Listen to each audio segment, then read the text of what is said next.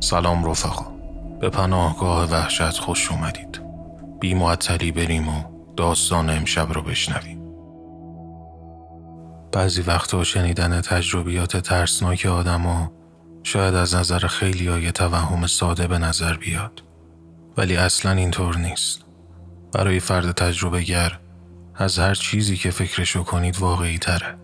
مثل کابوسی که مدت‌ها تو ذهنش میمونه و پاک نمیشه.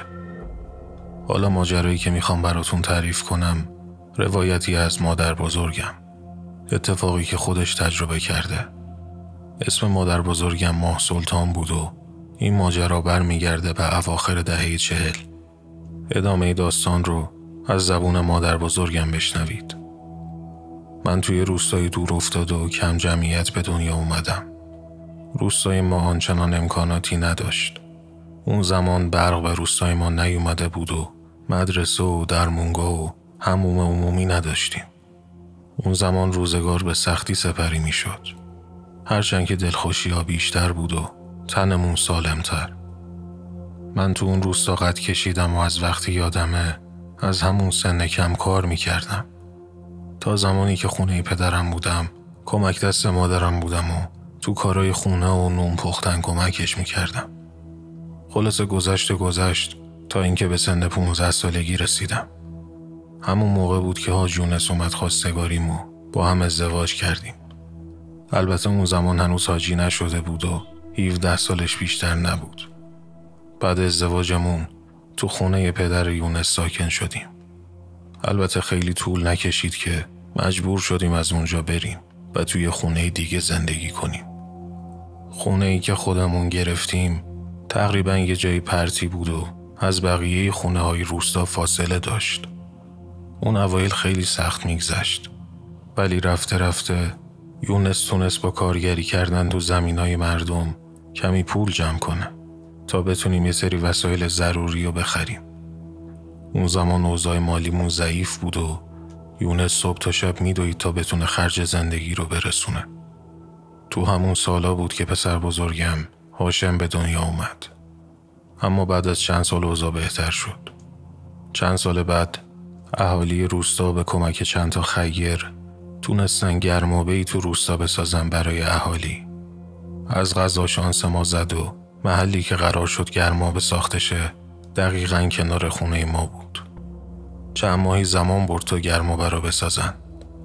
وقتی گرمابه شروع به کار کرد اهالی جمع شدن و تصمیم گرفتن خودشون یکی رو انتخاب کنن که کلیدو بهش بدن و اون شخص مسئولیت گرمابه رو به عهده بگیره. به پیشنهاد چند نفر از اهالی قرار شد یونس رو بذارن پاچالدار مردونه و منم وایستم پاچالدار زنونه و در واقع از اون به بعد مسئولیت گرمابه به عهده ما باشه. این به این خاطر بود که خونه ما دیوار به دیوار گرمابه بود و بهتر از هر کسی میتونستیم این کار رو انجام بدیم. کار خاصی هم نداشت. یه بار صبح آتیشتون رو راه مینداختیم و یه بارم بعد از ظهرا. شیفت صبح زنا بودن و بعد از ظهرم مردا. بعد اینکه کارمون شروع شد درآمد گرمابه رو به ما میدادن، چون دیگه تمام زحماتش رو دوش ما بود و اهالی روستا بی درد سر ازش استفاده میکردن. البته ما اون زمان پول زیادی بابت همون نمی گرفتیم، ولی همون هم طوری بود که کفاف زندگیمون رو میداد و اوضاع مالیمون کمی بهتر شد. چند سالی پا به پای یونس تو اون گرمابه کار کردم و زندگیمون رو چرخوندیم. پسرم هاشم بزرگ شده بود و به من و یونس تو کارو کمک میکرد. زندگی آرومی داشتیم و همه چی داشت خوب پیش میرفت که یونس مریضی سختی گرفت. اون زمان هرچی داشتیم و نداشتیم و فروختیم و پای دو و درمون یونس دادیم، ولی متاسفانه زیاد دووم نیاورد و بعد از 1-2 سال مریضی سخت از دنیا رفت. وقتی یونس فوت کرد من سن و سالی ازم گذشته بود و دهه 5 زندگیمو میگذروندم. پسرم هاشمم بزرگ شده بود و بعد از فوت یونس اگه اون نبود من از پا می افتادم، ولی هاشم کمک دستم بود و بعد پدرش وایستاد پاچالدار گرمابه. اون اوایل هر دومون برامون سخت بود که بدون یونس در اون همومو باز کنیم، ولی دیگه چه میشد کرد؟ چاره دیگه ای نداشتیم. بعد از اون هاشم به جای پدرش بعد از او را وای میستاد شیفت مردونه و منم طبق روال سابق صبح وای میستادم پاچالدار زنونه. چند ماهی از شروع کار دوبارمون میگذشت که یه شب وقتی تو خونه تنها بودم و هاشم خونه نبود، شنیدم در خونه به صدا در اومد. وقتی در رو باز کردم دیدم کسی تو کوچه نیست. در رو بستم و برگشتم داخل. چند ثانیه بیشتر نگذشته بود که دیدم دوباره دارن در میزنن. فانوس از گوشه حیاط برداشتم و دوباره رفتم جلو در. بازم کسی پشت در نبود. در اومدم تو کوچه و این ور اون ور رو نگاه کردم. خبری نبود و خواستم برگردم که شنیدم یکی خیلی آروم اسممو صدا زد. ما سلطان، ما سلطان. برگشتم و دیدم کمی اون ورتر جلو در گرمابه یه پیرزن قد کوتاه وایستاده. نزدیکش شدم و گفتم شما بودی در میزدی؟ وقتی رفتم نزدیک و نور فانوس بهش خورد، پیرزن خودشو عقب کشید. وقتی بهش دقت کردم دیدم نمیشناسمش و از اهالی روستا نیست. وقتی نزدیکش شدم یه جوری شدم. ناخودآگاه دلشوره به جونم افتاد. پیرزن بهم گفت من فردا شب مهمون دارم. میخوام کل طایفمو بیارم گرمابه شما. بهش گفتم شب نمیشه، صبح نوبت زناست. پیرزن گفت ازت میخوام بذاری ما شب بیایم، جبران میکنم. همون لحظه از پشت سرم صدایی شنیدم. برگشتم و دیدم یه گوسفند فربه و درشت جلو در خونه ما وایستاده. پیرزن بهم گفت این برای شماست. اگه به مهمونای من حرمت کنی مزد خوبی گیرت میاد. راستشون پیرزن اصلا رفتارش عادی نبود، ولی وقتی گوسفند رو دیدم با خودم گفتم حتما این یارو دستش به دهنش میرسه. من باید چند ماه کار کنم و از اهالی پول بگیرم تا بتونم همچین گوسفندی بخرم. ولی حالا این زن برای یه شب همین گوسفند رو پیشکش آورده، هم پول خوبی گیرم میاد. اون لحظه حسابی وسوسه شدم و قبول کردم. قرار شد فردا شب ساعت که از نیمه شب گذشت بیان و من در حمومو براشون باز کنم. اون زن به سمت سرپایینی دره رفت و تو تاریکی محو شد.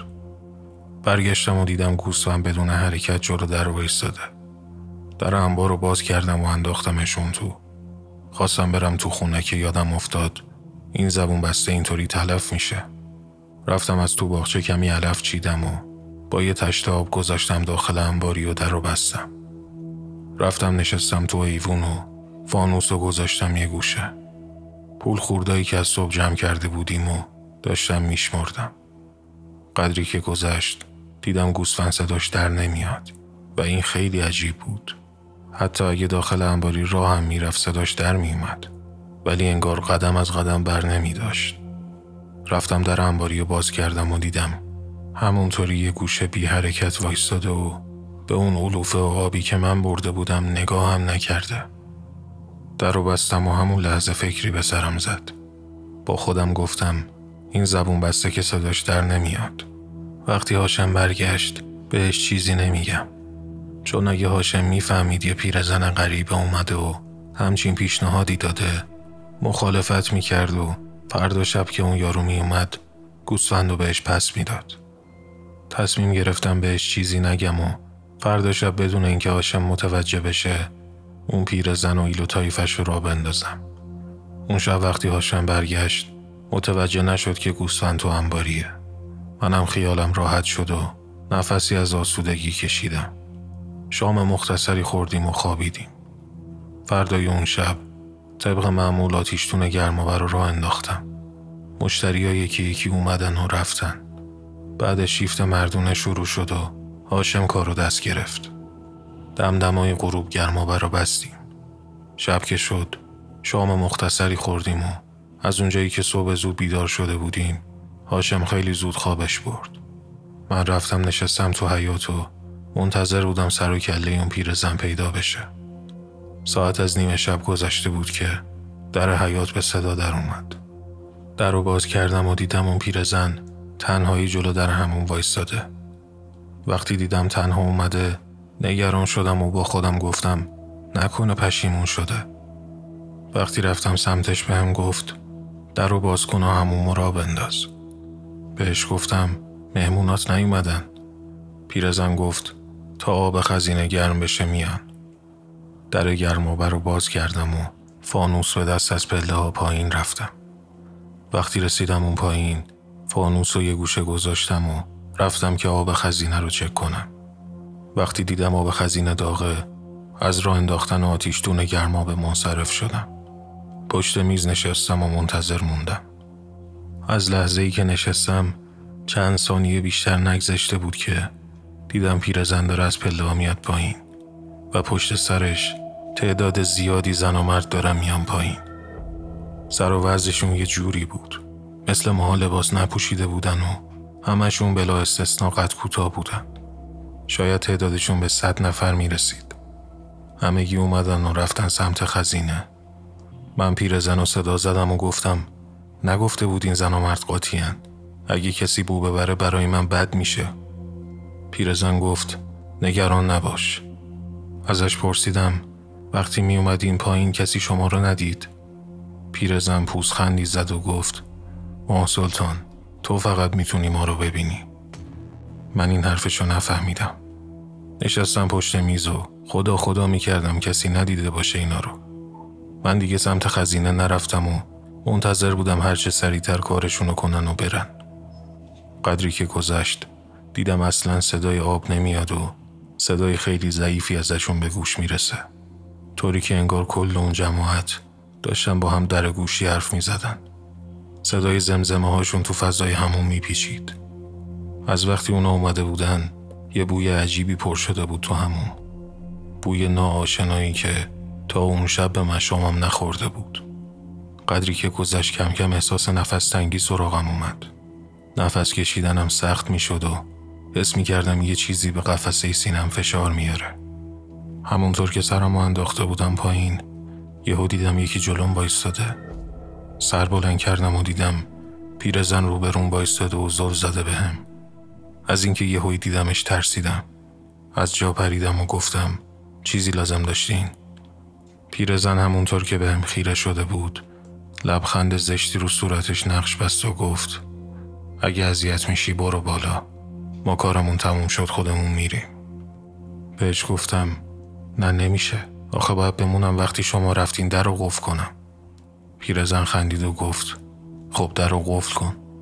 گفتم پس شما چطوری برین؟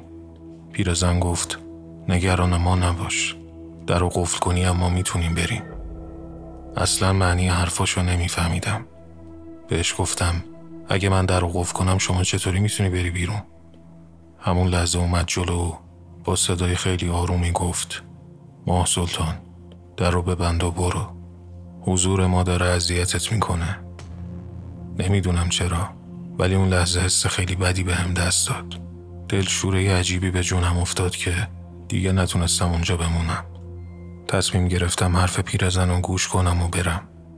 وقتی پا شدم و خواستم برم پیرزن دستشو جلو آورد و بهم یه جفت گوشواره داد. بعدش بهم گفت اینم دستمزد امشبت. چیزی نگفتم. فانوس رو برداشتم و از پله ها رفتم بالا.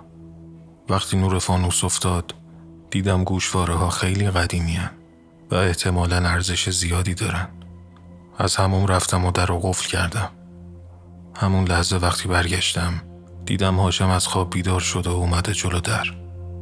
وقتی من رو دید تعجب کرد و گفت ننه اونجا چی کار میکردی این وقت شب؟ به تته پته افتادم و هول کردم. رفتم سمتش و اولش سعی کردم حقیقت رو ازش قایم کنم ولی اونقدر سوال پیچم کرد که مجبور شدم راستشو بگم. ولی حرفم رو اینطوری شروع کردم که عصبی نشه. بهش گفتم بابت دستمزد به همین گوشواره‌های طلا رو دادن. هاشم همون لحظه چشاش گرد شد. فکر کردم از دیدن گوشواره‌ها تعجب کرده. بهم گفت ننه حالت خوبه؟ چی داری میگی؟ بهش گفتم بله که حالم خوبه.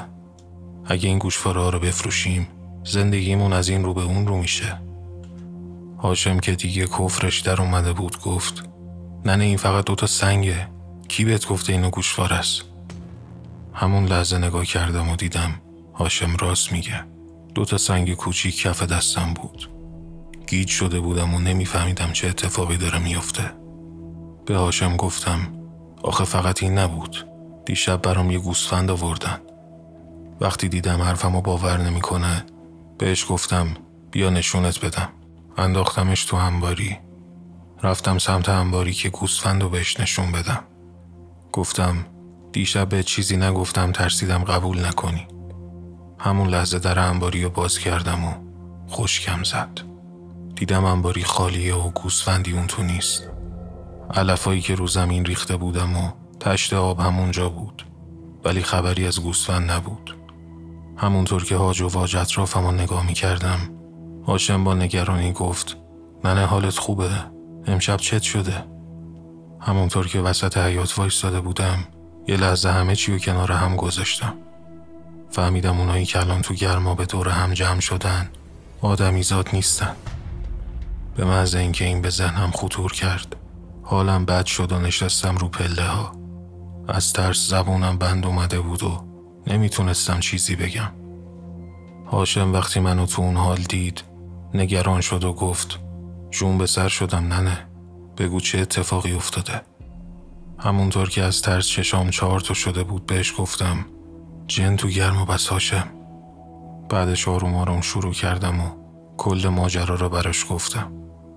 هاشم که حرفمو شنید فانوس رو برداشت و همونطور که اسم خدا رو بلند بلند تکرار می کرد در گرمابه رو باز کرد.